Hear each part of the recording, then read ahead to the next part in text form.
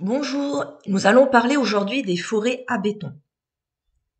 L'objectif, vous serez capable de choisir le bon forêt à béton en fonction des travaux à effectuer. Vous venez d'arriver sur un chantier et on vous demande de percer des trous dans un mur pour poser un lavabo. Nous allons donc voir les différents types et aussi un comparatif des différents forêts.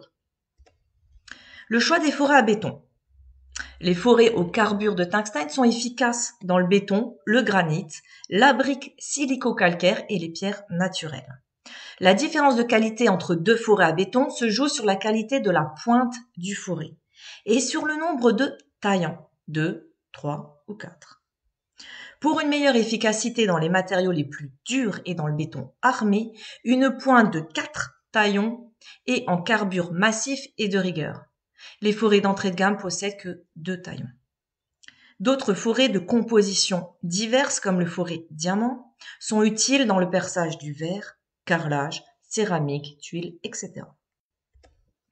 Les différents emmanchements d'un forêt à béton. Les matériaux durs tels que le béton armé ou le parpaing sont percés en mode percussion avec une perceuse ou un perforateur qui percute également. 3 types d'emmanchements se différencient. À queue lisse constituent les forêts pour les perceuses à percussion à mandrin à clé ou mandrin autoserrant. Les SDS+, équipent les perforateurs d'un poids généralement situé entre 2 et 4 kg et d'une puissance inférieure à 1200 watts. Les SDS Max sont réservés aux travaux plus intensifs et aux perforateurs de plus de 4 kg et d'une puissance généralement supérieure à 1,2 kW.